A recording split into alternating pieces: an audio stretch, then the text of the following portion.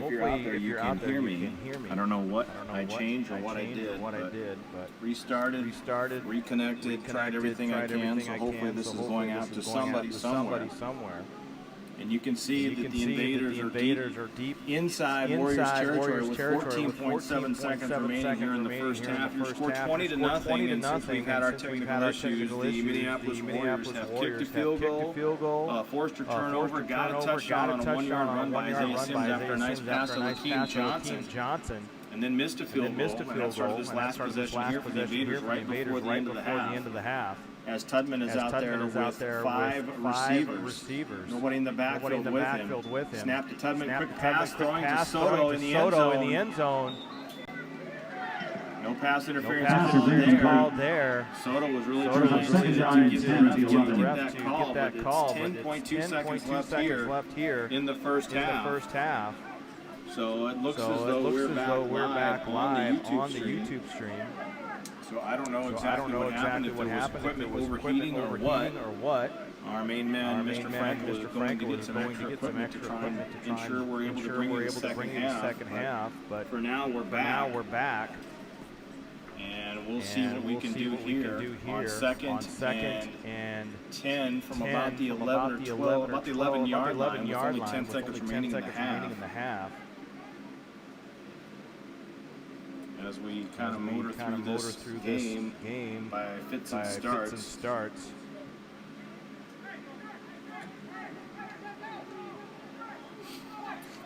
So 5 wide receivers set this time. Bonnie and Soto wide left. False start there. Flag on the play. Trying to get the refs to say that it was against the Warriors. And I don't believe that they have any chance of that. Clock was stopped. 10-second runoff. Against the Invaders, rather. So still second down and 15, but only 9.6 seconds remaining in the first half. Invaders trying to get into the end zone before the end of the half. Which could really help their chance of trying to come back in this game. I would think there's going to be one more quick pass, and if that's not successful, I believe the Invaders have a timeout left. If they can call timeout, try and get a field goal, get on the board. McConnell, James III, and Rod Stewart wide right. Bonnie and Soto, the two big wide receivers, wide left. Tudman sometimes going to step up. Going to try and run this one. Trying to get to the corner. He's going to be taken out at the 5-yard line. Penalty flag comes out.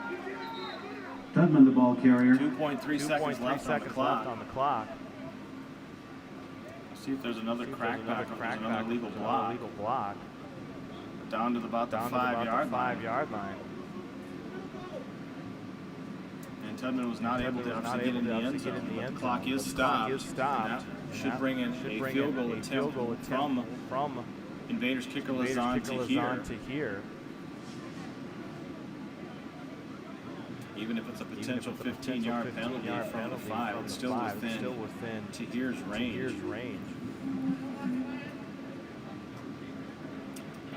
So if you're watching, thanks for sticking around for our technical difficulties. It's not a good day unless there's technical difficulties. Glad you're back. Again, I think I know the cause of that.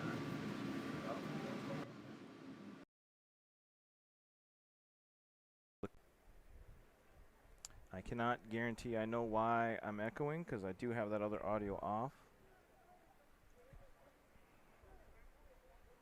I will have to try and listen at halftime to try and figure that out.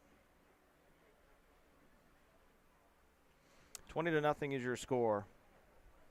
Minneapolis leads the Fargo Invaders here in the second quarter in Moorhead, Minnesota at Jim Gata Stadium in Moorhead, Minnesota. Penalty on the Invaders. The ball spotted at the 23-yard line. So 23-yard line could be a 40-yard attempt for Tahir.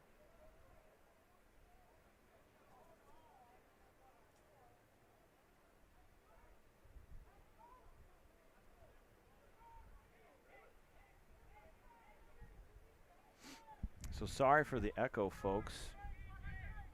We'll try and get that figured out at halftime. to here, out to kick this one. Ball spotted at the 31-yard line, so a 41-yard attempt to snap the set, and the kick is up, and it's going to hit off the goalpost and is no good. So that extra couple yards does it right there, so the Invaders cannot get on the scoreboard. So it is halftime now, folks. Your score, Minneapolis 20, Fargo nothing here from Jim Gatta Stadium. Thank you for tuning in to Fargo Invaders Football on the Fire Network.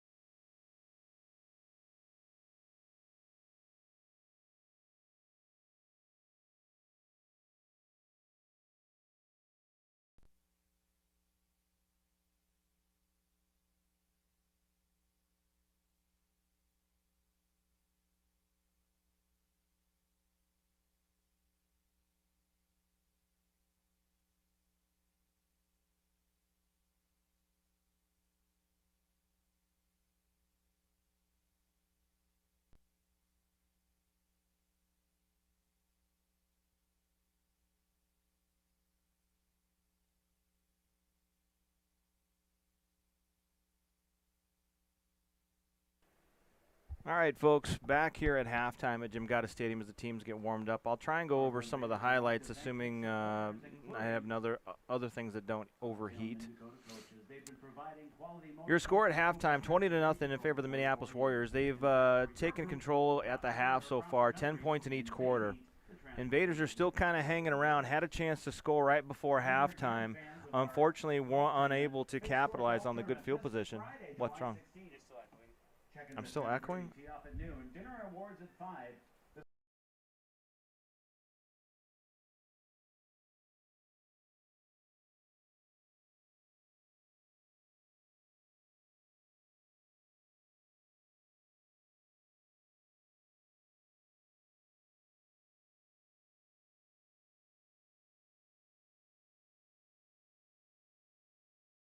High school.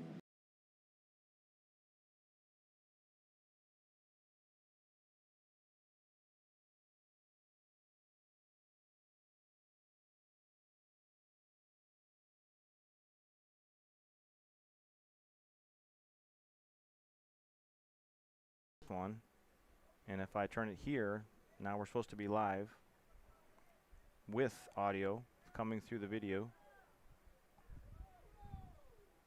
but unfortunately I don't know why I'm echoing because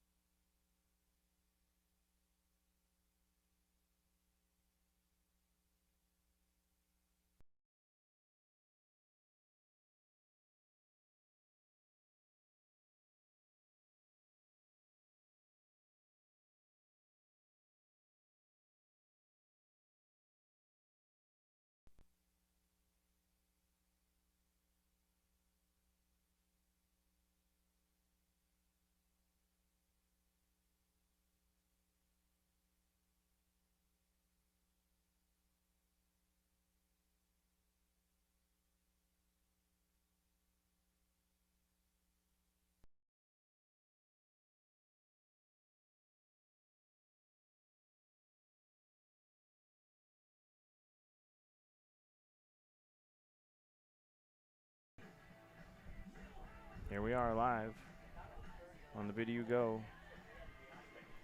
What's that? Yeah, I know. I have no idea why this would be echoing and repeating everything. Player delay that. You know.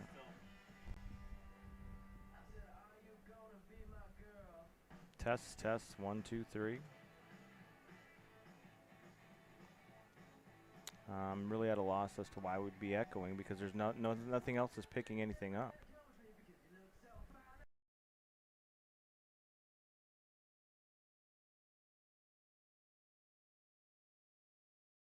I mean, I can do this always on, and then if I go to this camera, then we should only have still the audio coming through our little mini mixer here. But I don't know why I would be on some type of delay, because we had exactly set up the same way when we were rolling along just fine. Maybe just give everybody a break and just let them watch the game and just not hear me talk. There's always that. Anything?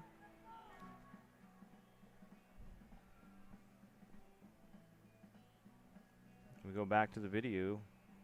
This is what we're at.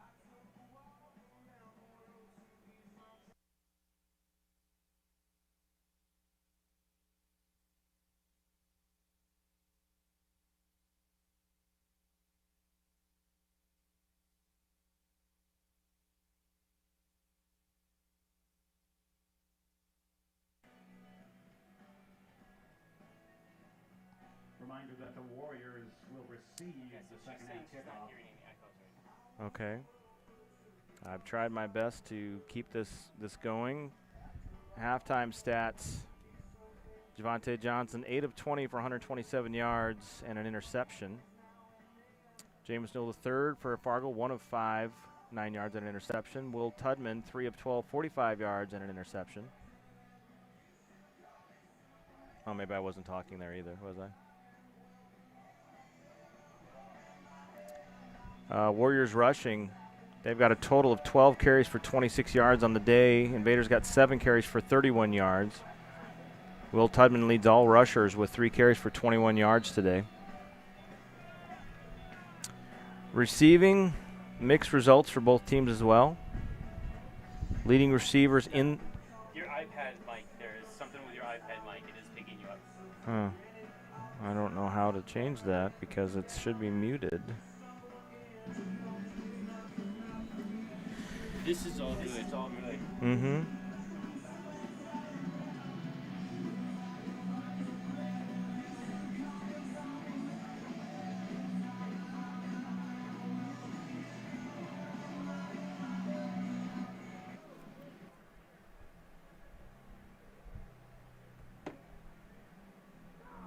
Time to start the second half with the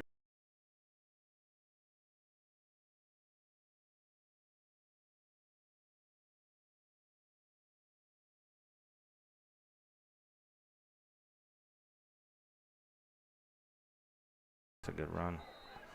First down run there by Isaiah Sims. 12. Result of the play is first down for the Warriors at the 43. So 1st and 10 for the Warriors on the opening possession of the second half.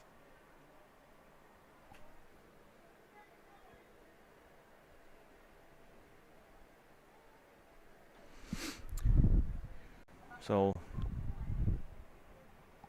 let me know if we're back and if anybody can hear me.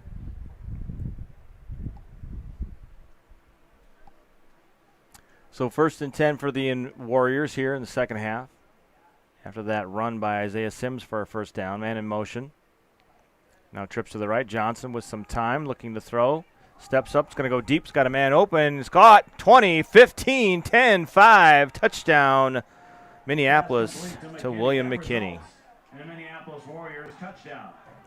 And just like that to start the second half, the Warriors are on the board once again.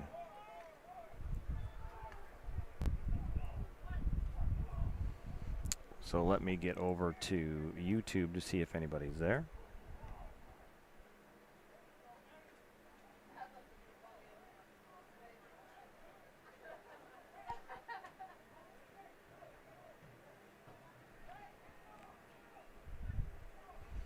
So extra point coming.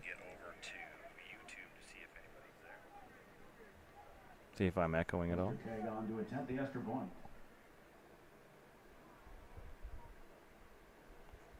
I don't hear anything else, but let me know.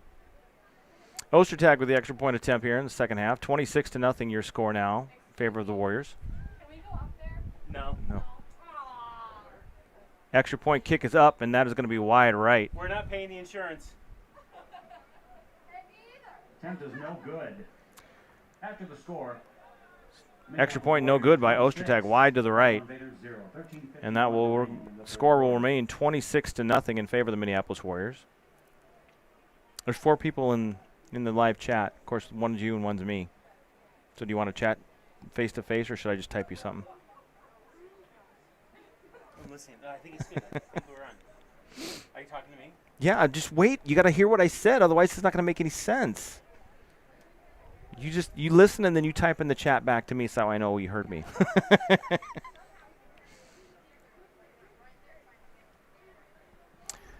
So not the way the Invaders wanted to start the second half. Now trailing 26-0 here in the third quarter. 13:51. Oh, that wasn't that funny of a joke to you? It's funny. Oh, yeah. Thanks for humoring me. You're so funny. I know. I'm not even on. Here we go. Whoa! No, hey now. I don't need you to gain so much, bro. No, you don't need that. Nobody needs that. Nobody needs that. So we've got a stream once again, partially, whatever.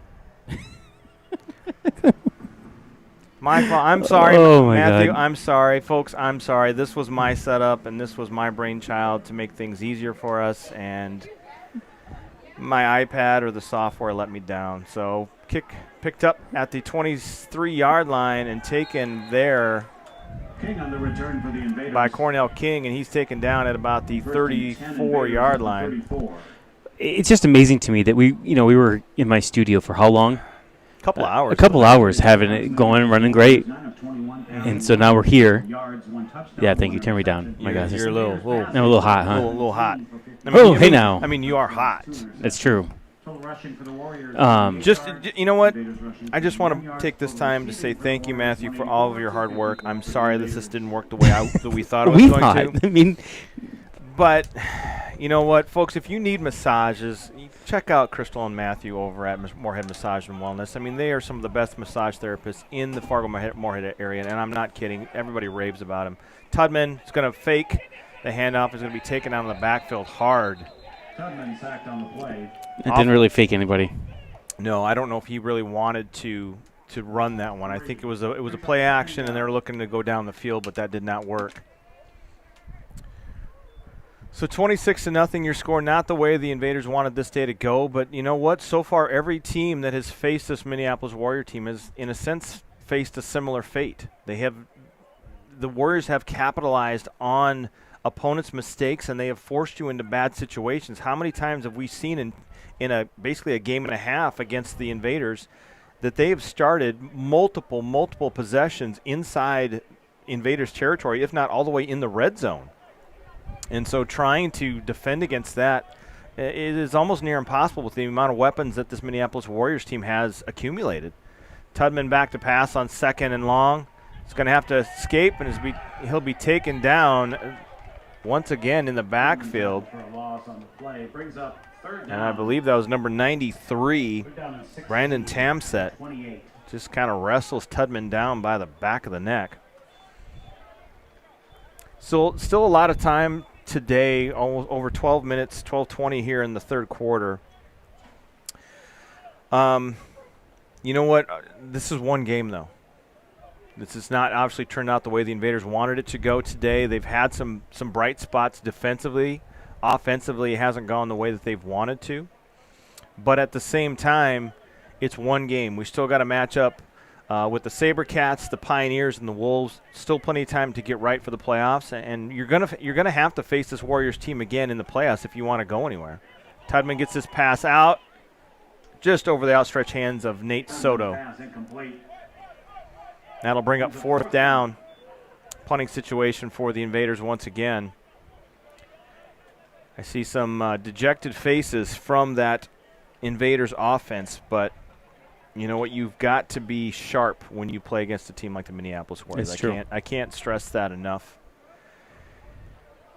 And you know what? I mean, the Warriors are staking their claim, obviously, to the top seed in the NEFL and the NEFL playoffs and making it, you know, I'm not sure if their game will be once again in Woodbury, but you're going to make the NEFL playoff path run through them. And you know what? What happened last time we had an Invaders season? We went on the road twice, and we're able to make our way through St. Paul, defeat the Pioneers, and then after that go on the road and beat a very good Sioux City team for the NEFL championship. So every journey of a champion has its rough spots. That's Big high spiraling kick by Tahir taken at the 33-yard line, and he's going to run backwards, and he's going to try and get to the edge, and he does, but he'll go out of bounds. Penalty flag there. Thrown clear over from our sideline. I didn't see what that was. Did you? I don't know, but he threw that. That's a good throw by the ref. I'm I don't know if that's a former quarterback out there, but he threw it from the sideline, near sideline to us, and that flag is all the way over on the far hash mark, and these are high school. The far hash mark. I mean, absolutely. That's fantastic arm strength right there. Throw a beanbag that far? I'm impressed. Let's see. Who else do I want to at least acknowledge on this train wreck of a broadcast I've put together? I played the commercial earlier for North Fargo Health Source. We've talked about Thrivent Financial, Intrepid Novelty Construction, Ottertail Mid-Dakota Coaches. I think I've covered pretty much everybody, other than obviously Microsoft. They are a big donator, donating all of those things to Fargo Invaders football. It's been kind of a rough day, huh? But, you know, it's one of those things. I don't know what happened. I don't know what wrong. I don't know how to fix it. We were so confident. We were so confident. That was the problem. It was working so well, and then I had to restart. We were so excited. I thought this is the ticket. So Warriors take over. Going to hand this ball off. Taken down in the backfield this time by, I believe that is Greg Stem. No, excuse me, that is Greg Clark, I believe, number 58. Got my Gregs backwards. Yep, 58 is Greg Clark. If I can find what she sent me, because I have that still. I'm going to go get water. Do you want water? No, I'm fine for now. Where's Chris? There it is. After this play, I will read the proper promo for Moorhead Massage and Wellness, since I can never have it printed off in front of me, which would make sense. 4 wide receiver set once again for Javante Johnson on 2nd and long. Quick pass out to the bubble receiver there. Missed tackle, but then taken down by Jameis Neal, 2 and 3, along with the help with Greg Clark. Gain of about 5 on that play, brings up 3rd down. Moorhead Massage and Wellness, providing the Fargo-Moorhead area with a range of modalities to balance the body, mind, and spirit. Utilize therapeutic massage, myofascial release, Ayurvedic bodywork, the infrared sauna, and more to support your body in feeling its best.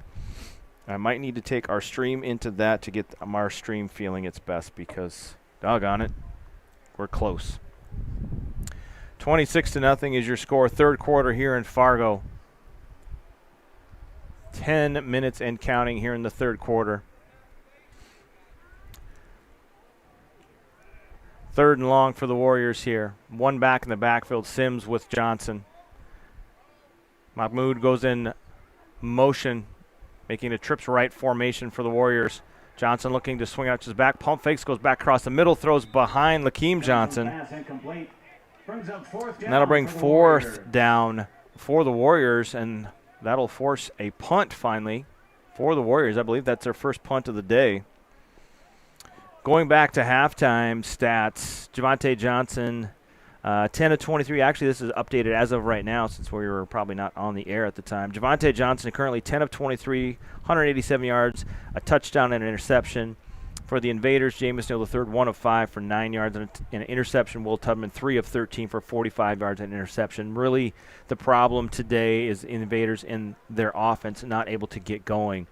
Isaiah Sims right now leads all rushers in the game with 7 carries for 19 yards. Will Tubman for the Invaders right behind him with 4 carries for 18 yards. Ostertag on to punt this one away. No real anything of note for receiving except for William McKinney, 2 catches, 73 yards, and a touchdown.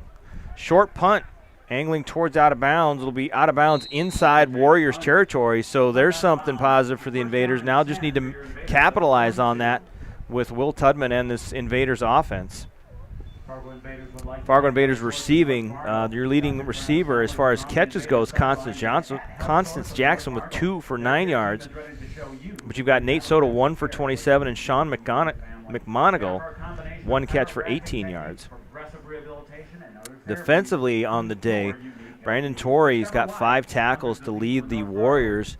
For the Invaders, they've got a number of players with 3 tackles. Derek Alexander, Jameis Neal the third, yes. And I believe Cornelius Waddle's got a couple as well. So 4 wide receiver set, Jackson and Stewart near side, Soto and Bonnie wide to the left. Shane Sigler in the backfield with Tubman. Tubman pump fakes, running out of time, is going to have to scramble. He's going to scramble forward. He's going to get back to the line of scrimmage for no gain. No gain on the play. 2nd and 10 at the 42. Tubman, this is his 2nd game starting for the Invaders. So still trying to build that chemistry with some of his wide receivers. And with everybody, living in different parts of the Fargo-Moorhead area and different jobs, sometimes it's hard to get together enough times to really build that chemistry. Is he traveling from somewhere to get here? No, he's local. I'm kind of more referring to some of the wide receivers who are not around all the time. So 2nd and 10 for the Invaders. Trips to the right this time. Tubman looks over the defense. Shifts his running back to his left. Low snap for Tubman. Have to hurry up and move, and then he's going to fall down, unfortunately. Blow the whistle. Tubman down behind the line of scrimmage. Tried to step up in the pocket, then kind of just tripped on his own, went down, and then was expecting the referee to hurry up and blow the whistle. And now we have a flag on the. I think they're gonna. I think it's gonna be unsportsmanlike conduct On who? Tubman. Oh. I think he was. He was expecting a Yes, expecting a whistle mm-hmm. because that's the rules of the game. Yeah. That's another unfortunate kind of thing there. You would assume that as soon as you fall down like that and there's a pass rush, and you're not basically making an effort to get up, that the referees would blow the whistle. They would blow the whistle in effort to promote player safety, but that didn't happen, and Will was not really thrilled with that. So he draws the ire of the referees, and they back him up 15 yards.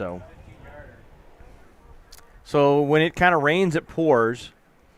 And you know what? Sometimes, I hate to say this, Franco, sometimes this happens in semi-pro football when things are just not going your way, and it's really, really tough to fight your way out of it because no matter how hard you're trying, it seems like there are so many other things that happen.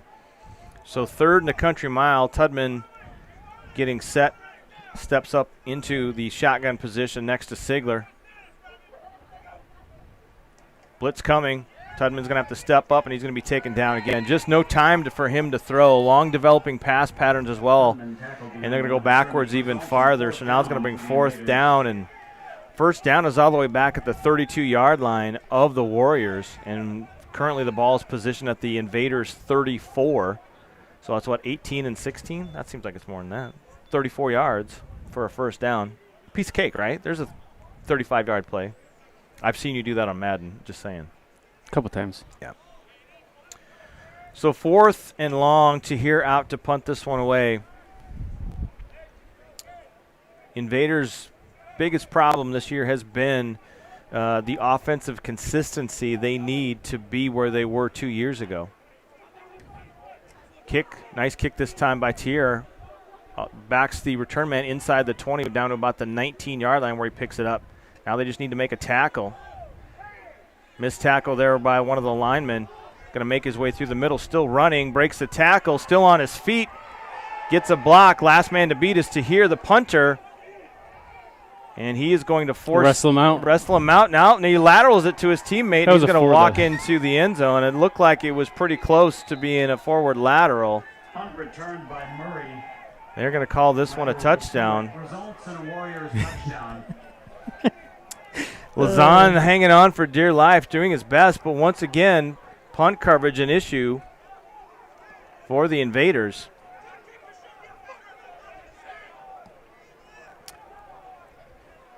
As the referees are talking here, it sort of seemed like it was not an actual lateral there.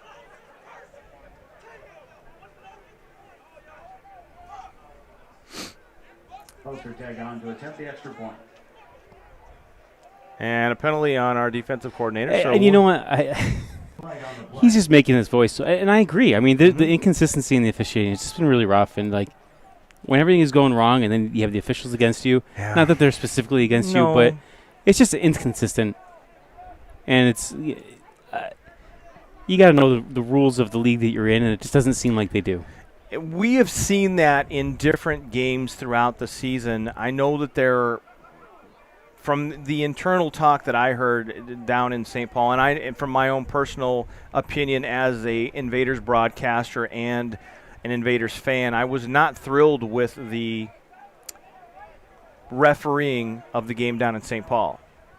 Sometimes the calls just don't go your way, and it seems like it's more than that. So, sportsmanlike conduct on the Invaders will be enforced on the kickoff. So, like I said, when it rains, it pours, and sometimes there's not much you can really do about that, except for try and fight through it. And as I was saying, and I don't know about you, Frank, I know you and I are both realistic type of fans of our favorite teams, and sometimes you can sense the momentum, and you kind of put a pin in that one. Extra point kick is up, and it's off the upright. No good. That upright is getting a workout today. It's got more things batted down than some of the defensive backs today.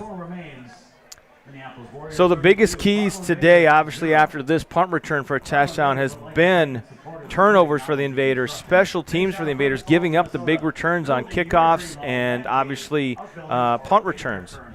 So those are things that you can work on, but in semi-pro football world, practice time is limited. These are all grown adults with jobs, and as we've seen personally on the Fargo Invaders, we've got more and more young men that are becoming fathers, husbands, and life takes away from football, and sometimes that obviously takes away from practice time. Right. And it's just a fact. I'm not saying it's an excuse or anything, because obviously Minneapolis is a very talented team. They've been proving it time and time again. And I tell you what, once that snowball starts rolling downhill, it's hard to stop it. Right. And all that matters right now is that our stream is still going, so that's all I really care about. That's all we care. And I'm just going to try and talk as much as I can for the next quarter and a half, which make up for lost time. Pretty much, but I think that we are bordering on the time frame. Number one, we've got a soccer game on this field right after us, and the other thing is that we get to a point where it is point-wise we have a running clock, and that just kind of makes everything kind of go downhill. Or not downhill, it goes faster, I should say.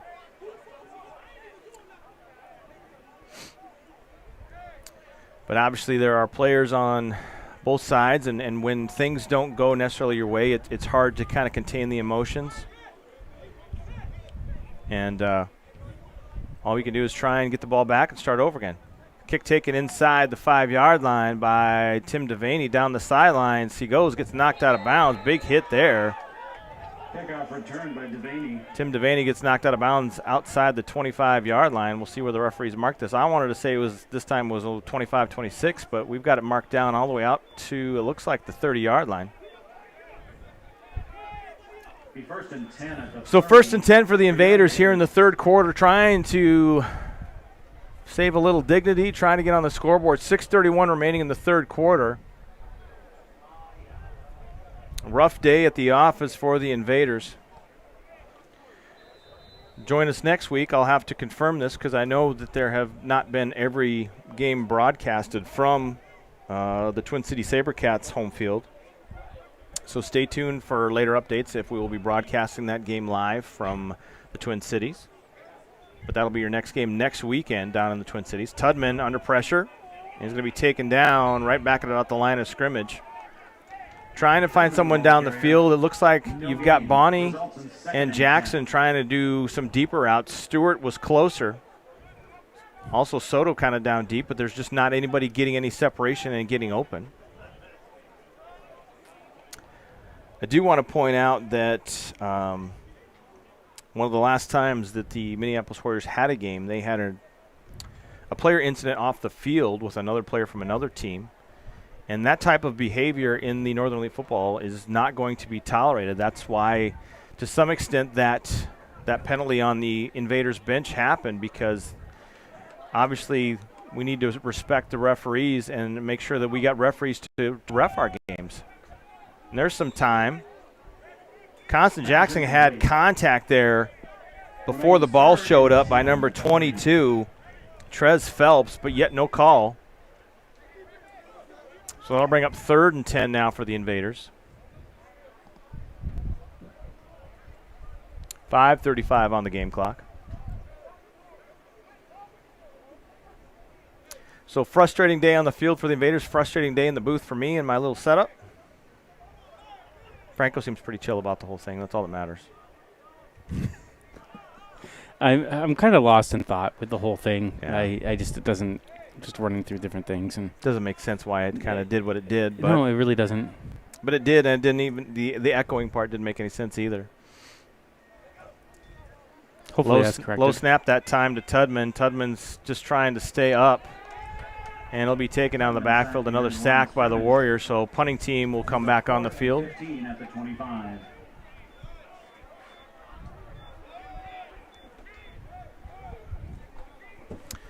So 4th down once again for the Invaders. Lazan Tahir set to punt this one away.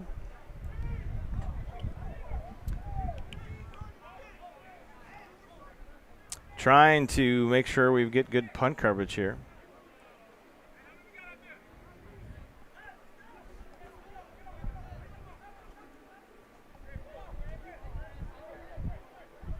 4:50 and counting here in the third quarter. Snap back to Tahir. Going to fake it, going to pump it, throw it down, and pass is incomplete. Intended for Derek Alexander, trying to run the fake there, trying to do anything really. Turnover on downs results in first down for the Warriors at the 25. At this point in time in the game, I guess you can break all the tricks out of the bag there and see if anything works. Is the audio still okay? I'm checking. Oh, okay. I didn't know if someone said something. We might have lost all of our viewers based on my issues with my software, but it still says we're going. I still have audio levels bouncing. So we'll continue to comment. Franco's just taking notes, critiquing me for after the game, so which makes me feel real good. So 1st and 10 for the Warriors at the Invaders 25-yard line here in the third quarter. You're doing so great. Am I? It's been a rough go. When you're trying to be the technical guy and the play-by-play guy, it's not all it's cracked up to be sometimes. Man in motion is Johnson. Javante Johnson takes a snap. Going to look deep to the end zone. Going to pass to his friend Lakeem Johnson. He's going to force his way into the end zone for another Warriors touchdown.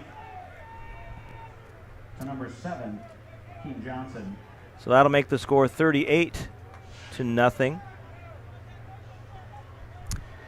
In kind of a similar fashion to what happened with the big matchup between the Minneapolis Warriors and the St. Paul Pioneers, it started off kind of being interesting and a close game, and the Warriors just kind of are able to consistently maintain that pressure on the other team with their offense and then apply some good defensive pressure, force the other team into mistakes, and before you know it, you're down by 30 points. Johnson touchdown.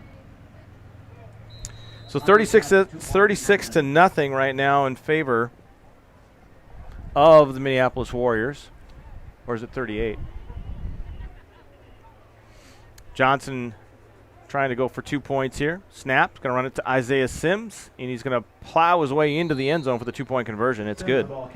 So I'd say we're probably going to be in running time now. Yes, I think actually before that 2-point conversion we were. 4:33 remaining in the third quarter. The score. So 40-0 is your score in favor of the Minneapolis Warriors. Minneapolis Warriors flexing their NEFL muscle right now, taking advantage of an offensive line that's kind of yet to come together, and an offense that has really struggled today to get anything going, trying to get big pass plays to your receivers and John Bonney and Nate Soto and your other receivers that have really shown up over the last few weeks, Rod Stewart and Constant Jackson, just unable to really do anything consistently offensively to really kind of give the defense a break. And you have all those possessions that start. Another possession starts inside the Invaders' 30-yard line, and that's kind of a recipe for disaster for the Fargo Invaders. So they'll get the ball back here on the kickoff, and then I believe we'll be back in running time. So next weekend, the Invaders will travel down to the Twin Cities to take on the Twin Cities SaberCats. Team sitting in 5th place coming into this weekend. Right behind the Fargo Invaders are the Mindeck Titans at that 4 seed. They've got a 1-game lead over the Twin Cities SaberCats. That's kind of the two interesting matchups, Matt, are the 2nd place between the Pioneers and the Invaders, and then that 4th place spot between the Titans and the SaberCats. So there's kind of some, once again, in this league, there's some tiers. Kind of the best of the rest? Yeah, it's kind of there's tiers of teams. I mean, Minneapolis has separated themselves from everybody in the league. You know, the Invaders have some work to do to try and catch up with the St. Paul Pioneers. And then, obviously, after that, you've got everybody else. And the Titans are trying to hold on to that 4th spot and that playoff spot. So kick is returned out by one of the upmen to the 25-yard line. 1st and 10, Invaders at the 25. So the Invaders will start their next possession at their own 25-yard line. We'll see if we can get something going here offensively. Just anything really to kind of end on a positive note, you might say. And I hate that we're at that point of the game, Matt, but that's where we're at. Yes, that is. And again, I'd like to see them have a scripted set of plays here and put a drive together.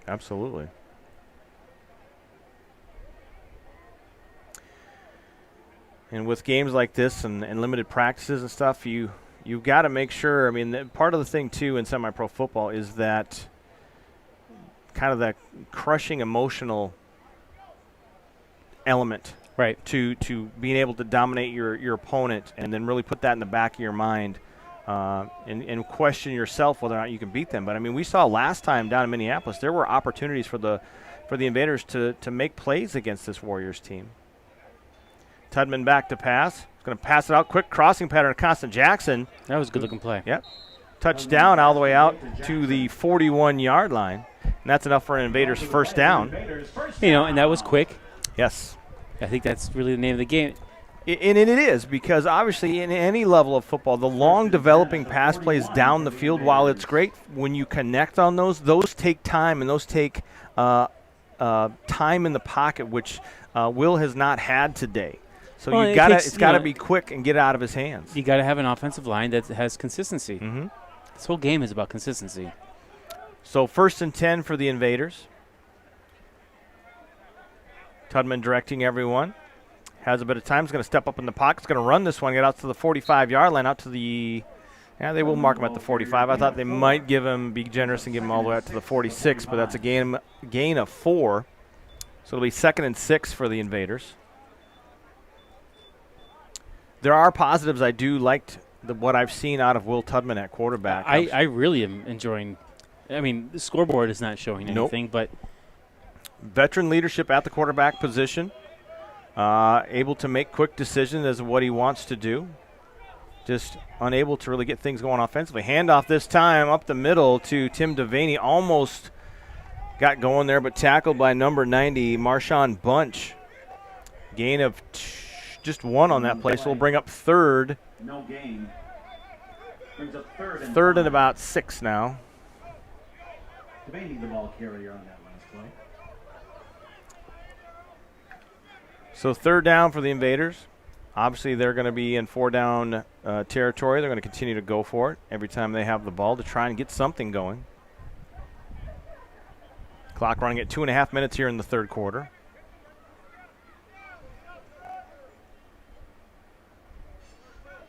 Obviously, the folks that are local there, I believe, is there a Dakota FC soccer game coming up on this field after us.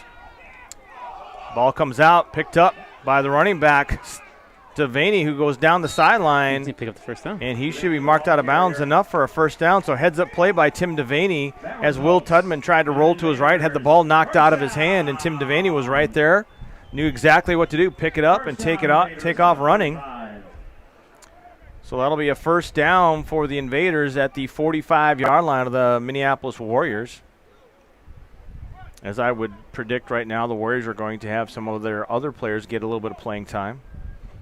But some of their starters might come back in. They're going to want this shutout, I'm sure. Most teams do. They want to able to get that shutout all the way across to the end line. So 1st and 10. Tudman's going to hand this one off up the middle to Devaney. He gets upended. Devaney, the ball carrier. Gain of 4. Gain of 4 on that play. Nice tackle, but you know what? Devaney had some, gymnastics background. He could have landed that one. He got an 8.6 from the Russian judge and been off and running, but he missed it. Yep. We'll give him a 2. Yeah, I think he faulted on that one. Yeah. So 2nd and 6 now from the 41-yard line of the Warriors. Invaders trying to get something going here. Under a minute here in the 3rd quarter. Quick pass out to John Bonney, too high over the fingertips of John Bonney. Trying to hit him quick on that little bubble route. Results in 3rd down and 6. 45.8 seconds remaining. I don't know. We might not get running time until 4th quarter. I'm not sure what the exact rule is, but we did witness it when we played the Twin City SaberCats here, and we got up 36-0. Of course, both teams have to agree to it, but I don't know how that's going to work if this field has been reserved after us. I mean, we could probably head over to that parking lot over there. I'm sure both teams would continue to play. These guys love football. So 4 wide receivers set on 3rd down. Tudman has a little bit of time. He's going to have to step up, rolls to his right, throws it out. Pass complete to Sean McMonagle. McMonagle. I can't pronounce his name correctly. McMonagle? That results in a Fargo Invaders first down. What number is he? First and He's 10 at at the 81. 30 for the Invaders. Trying to find Sean's number. This is at least his second year of semi-pro football. He played for, I believe, the Moorhead Veterans. Sean McMonagle. That's correct. So first down once again for the Invaders. Nice read there by Tudman. Good work by McMonagle to work his way back to his quarterback. Miscommunication there, overthrown to the receiver, caught, intercepted out of bounds at the 5 by number 13, Warren Joyner Jr. Simple miscommunication there between receiver and quarterback. Quarterback thought he was going to the end zone. Receiver broke that one off.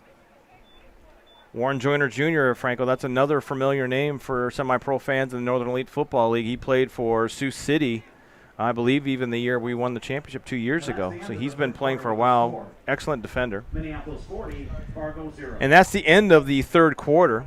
So I'll update the old scoreboard here. So as we head into the fourth quarter, As soon as the quarter begins, we will be on running clock. and I just hear from the PA announcer, we will be running clock for the fourth quarter. Fourth quarter. 40-0 is your score. Warriors will take the ball first and 10 at their own, I believe, 5-yard line.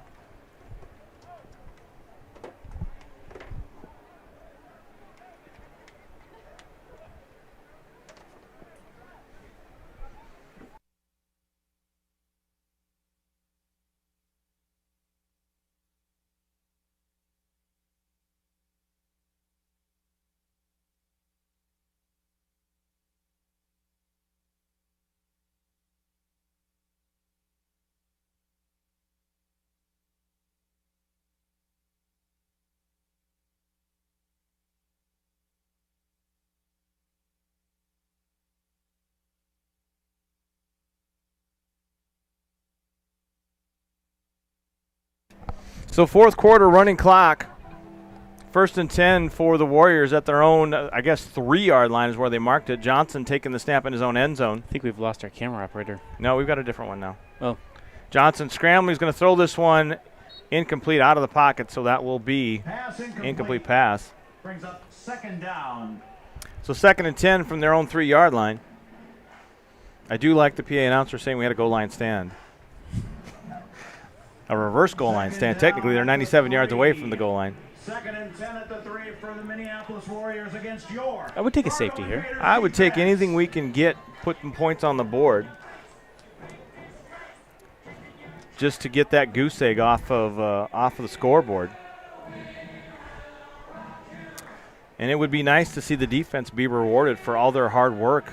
I mean, the tough positions they've been put in. This is one of the few times in 2 games when the Invaders have been able to have 97 yards of green grass behind them as opposed to the opposite.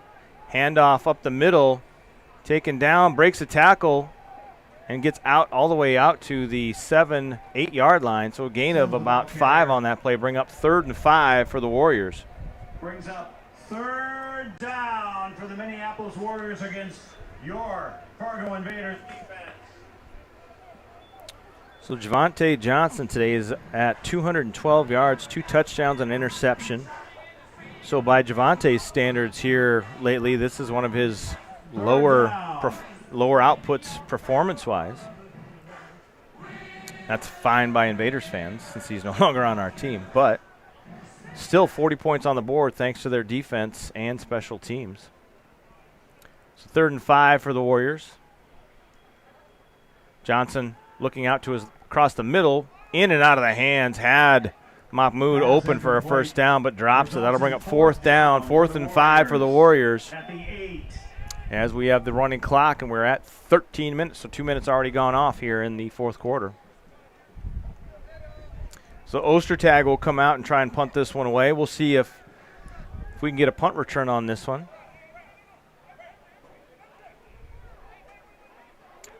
Which the Invaders might want to have, make sure we got somebody back there, as I see Jermaine Armstrong going back, looking like he's going to be the punt returner. I'm pretty sure Derek Alexander still owes us a touchdown.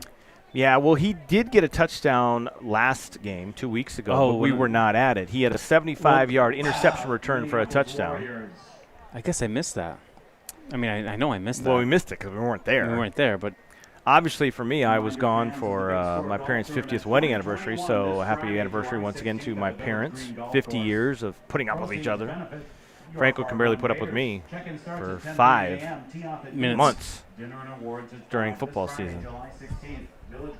And, of course, my software, that can only put up with me for 50 minutes, it looks like. I think we're doing all right this half so far. It seems to be stable so far. I don't know what caused the app to crash, but something happened. So, but obviously we're going to be speeding through this fourth quarter as the clock is stopped right now at 12:36. We had a water break, I believe. I don't know if we called timeout or not. But Jermaine Armstrong is back at his own 48-yard line to set to receive this kick.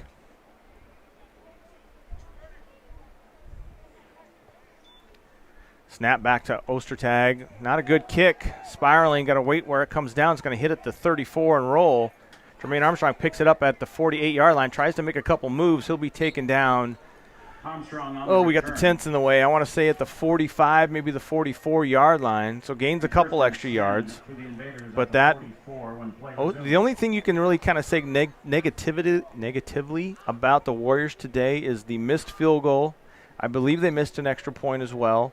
And then there's been a couple of punts that have not turned out too well for them either. That's been about the only knock on them. I got a Warriors player slow to get up. Looks like it's Nate Cromie there, number 19, was out on punt coverage.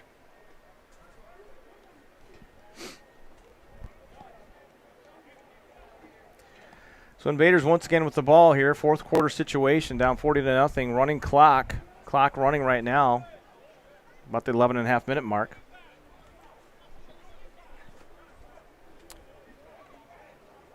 So they'll come back out once again with Tudman.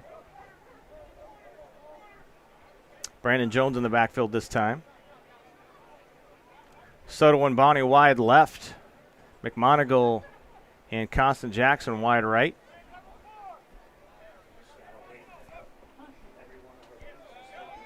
Tudman with the pass. Another crossing pattern there. Post pattern to Constant Jackson will be close for the first down.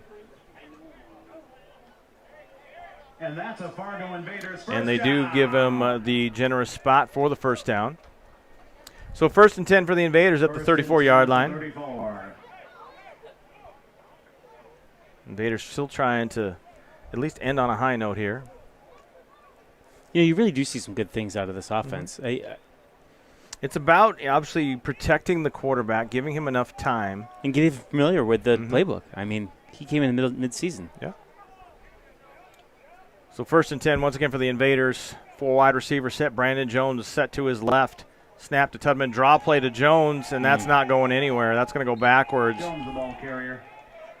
Loss of 4 on the play. Looks like they lost, I'm going to say that was 3.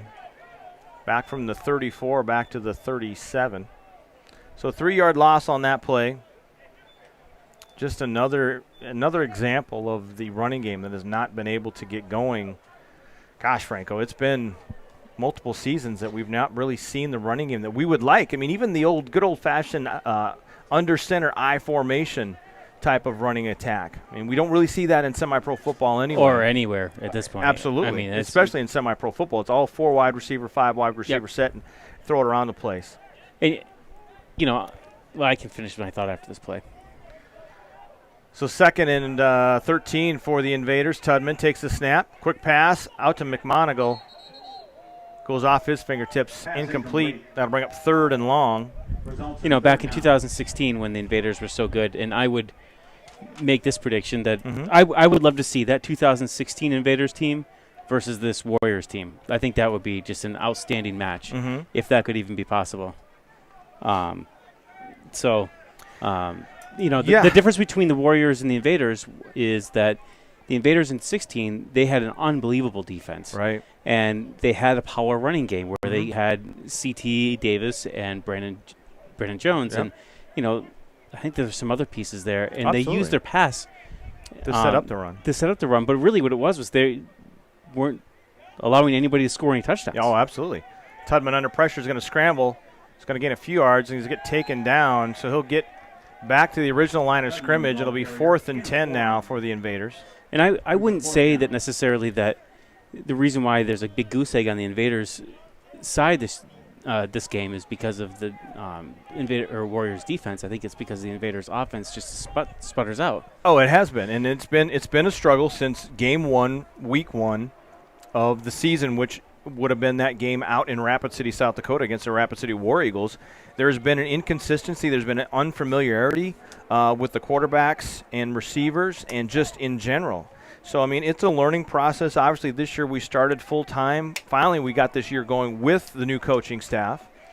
And there's, obviously there's some growing pains. I mean, a lot of these guys haven't played football, at least for the Invaders, for a couple years, basically a couple seasons. Pass complete to Rod Stewart. Move, gets down inside the 20. Tackled down to the 15-yard line. That's enough for an Invaders first down. So with 7.5 minutes to go here in the fourth quarter, Invaders trying to get into the end zone and end on a high note. Nice pitch and catch there to Rod Stewart. Rod Stewart's another new wide receiver this year. I mean, think about the new wide receivers this team has. It's just such a young team. Absolutely. And, again, that's the difference between 2016 and now. It's man, the veterans that you had on that team and the talent. Tudman pump fake's going to roll to his left. Now he's going to pass up to John Bonnet on the 10, the 5. Touchdown, Fargo. You betcha. There you go. I'm not sure I would want to take John Bonnet on in the open field Absolutely. either. 13 just kind of moved aside, let him in. So the Invaders finally get into the end zone here in the fourth quarter, getting 6 on the board, making your score 40-6 in favor of the Minneapolis Warriors. It's going to be too little, too late. But with 7:03 remaining in the fourth quarter, Fargo Invaders are on the board. And it looks like we'll have Lazante here come out and attempt the 32-yard extra point. I sort of think there could have been a compromise between college rules and NFL rules for the NEFL when it comes to extra points. Because, making 32-yard extra points it's a big adventure in semi-pro football. Snap set, and the kick by Tahir is up. And it's good. And the kick is good. So your score is now Fargo Invaders trailing the Minneapolis Warriors 40-7. And they'll be set to kick this one away here. I think I would actually like to see not a hybrid of rules. Do have some good kickers in this league, but seems like that extra 5 yards really makes that extra point an adventure in semi-pro football. And that's the difference between NFL and high school and college. You have that higher talent in the kicking position. Really? I did not know that. You do. That's news to me, bro. Did. So 40-7 is your score. 6:47 remaining in the fourth quarter. I mean, we're at 13-point difference. I don't know if that will stop the running clock once the Warriors get the ball. Seems like I see Jameis Neal III down there kind of nursing the same injury I had from practice. Oops, sorry, Mike. Here in Fargo Invaders on to kick off to the Warriors. So Invaders getting set to kick this one away. See, the Invaders are ending on a high note. The broadcast is ending on a high note because it's not dropping so far. So that's all that matters, right? We figured it all out. We had a couple-week break, Yeah. Tahir set to kick this one off. Gets it high, end-over-end kick taken by the return man at the 11. He's going to drop it. Invaders got to make sure they stay in their lanes and do their job and not give up a big return. And as I say that, here he goes. He's down the sideline with Tahir, who actually helps get the tackle along with, I don't remember, I can't tell if that's Cornell King or if that's Constant Jackson. Could be Travis Williams as well over there. So another big return in the kicking game for the Warriors. That's almost been the biggest problem today as opposed to those 3 interceptions. Is that once again you're set up in Invaders territory at the 31-yard line. So 6:07 and a running clock right now, if I could get the words out. You knew what I meant, right? I knew exactly. That's what I like to say here. So 1st and 10 for the Warriors. we'll see if they just keep the ball on the ground and get this clock done. I mean, granted, the clock's going to keep running, so they're going to keep throwing it. Javante Johnson's going to throw this one. It's going to bounce in front of his receiver, Lakeem Johnson. Incomplete, brings up 2nd and 10 for the Warriors. And the clock does continue to run.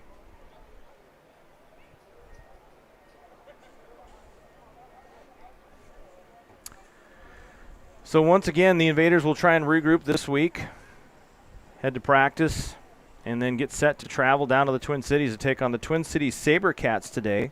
All the other games today started later than our game today, which we had the early start at 2 o'clock. Wolves and SaberCats were set to start at 3 o'clock today. Draw play up the middle and taken down at the 30-yard line. Gain of a couple there. That was Blanchard on the carry. Then the interesting matchup tonight down in St. Paul, the Mindeck Titans at 6 o'clock kick off against the St. Paul Pioneers. You're going to have to stay tuned to the Mindeck, obviously, Facebook page for updates. There will be I'm sure no stream of that game per the norm. As we come to the end of our adventure today, 4:25 and counting here in the fourth quarter. 40-7 your score in favor of the Minneapolis Warriors, who will remain atop the Northern Elite Football League standings again, moving to, I think, 7-0 on the season in league play. Johnson with some time. He's going to have to step up in the pocket. He's going to run this one. Try and get to the outside. It'll be pushed out of bounds by Josh Gatling, and that'll be enough for a Warriors first down at the 18-yard line. 1st and 10 for the Warriors at the 18. So as we wrap things up here, I don't know that the Invaders will get the ball back again, so we can kind of start going over their stats. Will Tudman, 8 of 22 for 116 yards and touchdown and 2 interceptions. John Bonney gets 1 catch for 16 yards and a touchdown today. McMonagle's got 2 for 29. Constance Jackson 4 for 35. Rodney Stewart and Nate Soto also with catches. 4 wide receivers set for Javante Johnson. Clock continuing to run. Has some time. Pressure coming off the edge from Gussian. Gets that screen pass off to Isaiah Sims, who's going to pick his way through. He's going to fight his way into the end zone for a touchdown. Nicely done by Sims, Isaiah Sims. What a My great goodness. run. Just right behind his offensive lineman, right into the end zone. And we have an injured Invader down on the field. Hopefully it's just a ankle. Or minor dehydration. Something. I believe it might be Nate Ellingson. Or did I say that wrong? Number 45, Nathan Ellingson. That's who it is. Not Ellington, but Ellingson. I wish you would get it right more often. I know. I'm wrong more often than not, so there's that. But once again, next week, I will have to double check with our team president and see if we are allowed to broadcast next week, because next week could be a real adventure, Franco, because I will not have my technical wizard with me. I will be on my own. You'll be on your own. I'll be on my own adventure. I know you will. And you will be missed, and I know that you will be somewhere tuning in, making sure that I am sounding and looking as good as I can from afar. I mean, I will try. I'll make no promises. You will make a promise to me right now. That's ridiculous. I mean, you could. It's hard telling, not knowing where I'm going to be next Saturday. Well, there's that. Guess if you want to put it that way. It's definitely possible, though. Mm-hmm. I wouldn't rule it out. So Nate Ellingson gets some help off the field. I'm hoping that's just an ankle injury there, not a knee. It's a battle of attrition, right? Or whatever they say. Did I say that right? You did. Okay, good. You did. I might not have understood what it meant, but I said it right. That's all that matters. So 46-7 is your score. Ostertag back out once again to attempt the extra point. Ostertag to attempt the extra point. Now, you also realize this is more in a sense, since in the NEFL, when it comes to tiebreakers, the most you can get in a point differential credit is 17. So even though the Warriors will be up now 46-7, up 39 points, it doesn't help in tiebreaker scenarios. So it stays 46-7.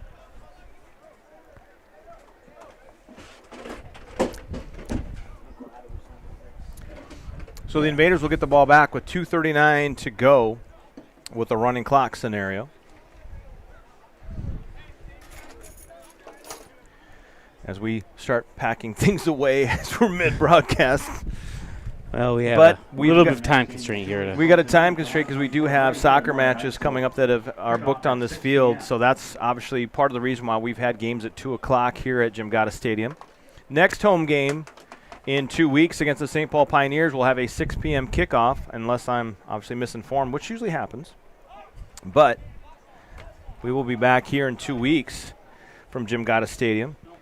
And then technically, I think July 31st, when you'll hopefully be back joining me, Mr. Franco, we will be here at this stadium. But technically, I guess we're not going to be the home team. We'll be the road team, but we will be in our home stadium. So there's that. Is that confirmed? Not confirmed. That's just what I was told today. Okay. That's the rumor. I knew that was in the works. Yep. But whatever it is, anytime, anywhere, any place, we'll do it, even if it's a 46-7 loss. I mean, this is probably one of the biggest defeats the Invaders have had in a while. You go back to that 2018 season.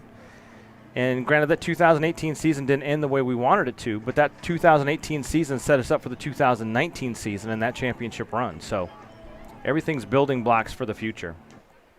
Ostertag kicks this one off. It's going to be taken at the 15-yard line by number 24, who's going to run all the way out to the 30 and then be taken down. Robinson on the return. So that's Robinson, another new face for the Fargo Invaders. Invaders at the 28. So we'll have the ball 1st and 10 with 2:22 and counting. So time for a few plays here for the Invaders.